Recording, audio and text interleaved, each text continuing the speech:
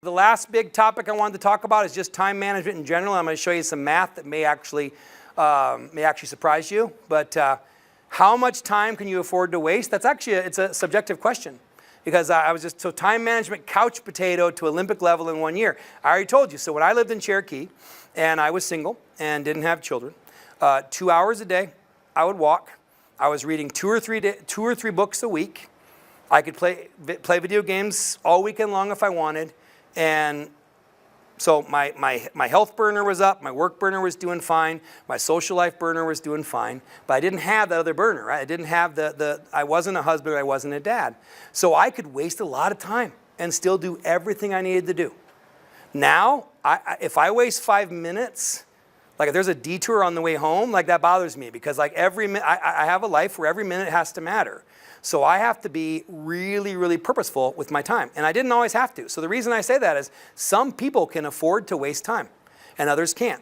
So when I was a student, I was a great student. I wasn't a good learner. Like school came so easy to me that I was the person that could go dance on Wednesday nights and go to Thirsty Thursday on Thursdays. And my grades were great.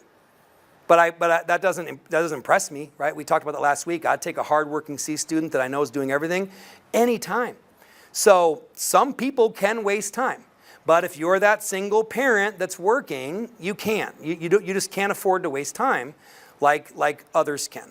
So how do we decide how to use our time? So first question I ask a student, if they come to me and they tell me they're completely overwhelmed, they're struggling in school and they can't make it work, I ask, do you have a hectic schedule or do you create one? So this also goes back to something I wrote about in 2007, 2008. People always talk about not having enough time, not having enough money, right? But we waste lots of money, way more than we imagine. I did some research that found that people were wasting over $400 a month on, maybe not wasting, but bottled water, ATM fees, this kind of stuff, right? Like money just disappears. We're worried about money, but we do things that are wasteful. Well, same thing with time. If you come to me about how terribly hectic your schedule is, and you're the average college-age student that spends almost 4 hours a day watching TV or on social media, if you're partying a couple nights a week and you're like level 150 on some video game, and you come to me about having a hectic schedule, you created that schedule. So, do you own a crock pot is something I like to say to them as well, because I think talk about the greatest time saver ever. Like you can batch cook your food, it'll cook while you're gone all day. You come home and you can eat. Because students have a real concern. They get home, they have to make food and all this kind of stuff. So little things like not partying 3 nights a week and being real smart about social media and only maybe you can only watch your 2 favorite shows. Like that's one thing. Students are always like, oh, they're so stressed and they're talking to me about test anxiety and all these kind of things. When I come into the classroom 10 minutes before class, they know everything about every television show that's on right now. Every stinking one of them. I could quiz them on what was on TV last night and they would ace that. So they just can't, they don't, you have to earn the right to actually tell me that you really have a hectic schedule.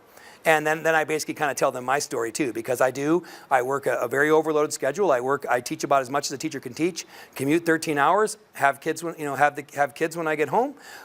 So like, don't come crying to me unless your schedule is as hectic as mine. And because I don't watch television, maybe three episodes a week is the television, and that's actually quality time with my wife. I'm not just watching television to watch television. So these are the kind of things I ask students before I really look at, okay, how crazy really is your schedule? So don't create a hectic schedule if you don't have to. So time management math. This is something I also will lay out for students, especially like online students.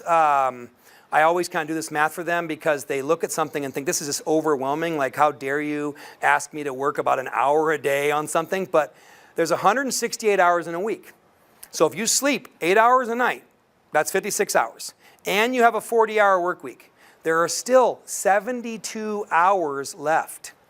So I tell my students, if you're willing to give me 10% of that time, you're still sleeping 8 hours a week, still have a full-time job. If you're willing to give me 10% of the time that's left, you can excel in my classes, especially my longer ones, my 16-week classes. Like if you're taking a 8-week class or a 4-week class, it does take more time per day. Like this is so I'm not saying every student can master all the classes I teach in 7 hours a week, but think about that. 7 hours a week, that's only 10% of the time you have left over after sleeping 8 hours a night and having a full-time job.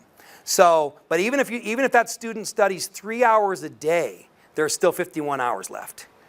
So again, we create hectic schedules.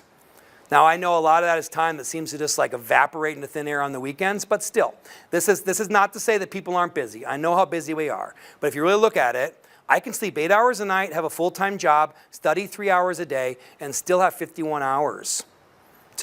So even for myself, I can sleep 8 hours a night, and I can work 40 hours a week here on campus, and I could still work 3 hours a night on my online classes and those kind of things, and I'd still have 51 hours for my family and hobbies and those kind of things. So this is not to, because trust me, I always feel like there's something else I could be doing.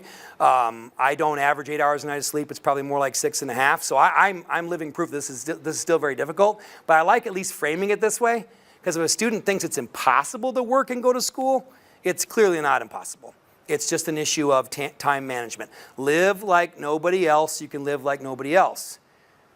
So you can actually get more done in less time. You can pass your classes. You can do what you need to do. Still be a good parent. Still be a good family member. Still be a good friend.